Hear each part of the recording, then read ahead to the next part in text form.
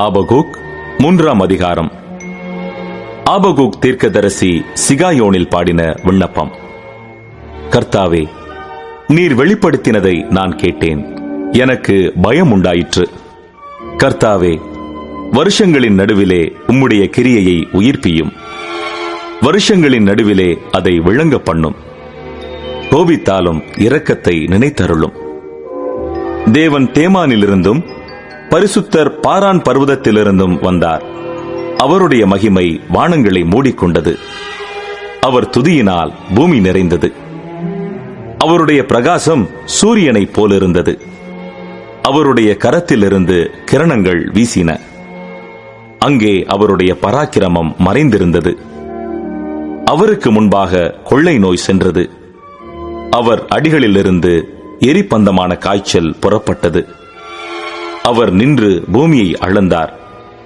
அவர் பார்த்து புறஜாதிகளை கரைய பண்ணினார். பூர்வ பர்வதங்கள் சிதறடிக்கப்பட்டது. என்றுமுள்ள மலைகள் தாழ்ந்தது. அவருடைய நடைகள் நித்திய நடைகளாயிருந்தது. கூஷானின் கூடாரங்கள் வருத்தத்தில் அகப்பட்டிருக்க கண்டேன். மீதியான் தேசத்தின் திரைகள் நடுங்கின. கர்த்தர் நதிகளின் மேல் கோபமாயிருந்தாரோ? தேவரீர் உம்முடைய குதிரைகளின் மேலும் ரட்சிப்பு உண்டாக்குகிற உம்முடைய ரதங்களின் மேலும் ஏறி வருகிற போது உமது கோபம் நதிகளுக்கும் உமது சினம் சமுத்திரத்திற்கும் விரோதமாயிருந்ததோ? கோத்திரங்களுக்கு ஆணையிட்டு கொடுத்த வாக்கின்படியே உம்முடைய வில் நாணேற்றப்பட்டதாக விளங்கினது. நீர் பூமியை பிளந்து ஆறுகளை உண்டாக்கினீர். பர்வதங்கள் உம்மை கண்டு நடுங்கின. ஜலம் பிரவாகித்து கடந்து போயிற்று. ஆழி இறைந்தது. அதன் கைகளை உயர எடுத்தது. சந்திரனும் சூரியனும் தன் தன் மண்டலத்தில் நின்றன. உமது அம்புகளின் ஜோதியிலும் உமது ஈட்டியினுடைய மின்னல் பிரகாசத்திலும் நடந்தன. நீர் கோபத்தோடே பூமியில் நடந்தீர். உக்கிரத்தோடே ஜாதிகளை போரடித்தீர். உமது ஜனத்தின் ரட்சிப்புக்காகவும் நீர் அபிஷேகம் பண்ணுவித்தவனின் ரட்சிப்புக்காகவுமே நீர் புறப்பட்டீர். கழுத்தளவாக அஸ்திபாரத்தை திறப்பாக்கி துஷ்டனுடைய வீட்டிலிருந்த தலைவனை வெட்டினீர். என்னை சிதறடிப்பதற்கு பெருங்காற்றைப் போல் வந்தார்கள். சிறுமையானவனை மறைவிடத்திலே பட்சிப்பது அவர்களுக்கு சந்தோஷமாயிருந்தது. நீர் அவனுடைய ஈட்டிகளினாலேயே அவனுடைய கிராமத்து அதிபதிகளை உருவ குத்தினீர்.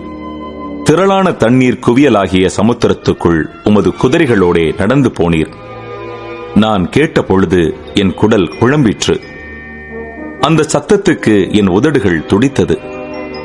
என் எலும்புகளில் உக்கல் உண்டாயிற்று. என் நிலையிலே நடுங்கினேன். ஆனாலும் எங்களோட எதிர்க்கும் ஜனங்கள் வரும்போது இக்கட்டு நாளிலே நான் இளைப்பாறுதல் அடைவேன். அத்திமரம் துளிர் விடாமற் போனாலும், திராட்சை செடிகளில் பழம் உண்டாகாமற் போனாலும், ஒலிவ மரத்தின் பலன் அற்று போனாலும், வயல்கள் தானியத்தை விளைவியாமற் போனாலும், கிடையில் ஆட்டு மந்தைகள் முதலற்று போனாலும், தொழுவத்திலே மாடு இல்லாமற் போனாலும், நான் கர்த்தருக்குள் மகிழ்ச்சியாயிருப்பேன். என் ரட்சிப்பின் தேவனுக்குள் களி கூறுவேன். ஆண்டவராகிய கர்த்தர் என் பலன். அவர் என் கால்களை மான் கால்களைப் போலாக்கி உயரமான ஸ்தலங்களில் என்னை நடக்க பண்ணுவார். இது நெகினோத் என்னும் வாத்தியத்தில் வாசிக்க ராகத் தலைவனுக்கு ஒப்புவிக்கப்பட்ட சங்கீதம்.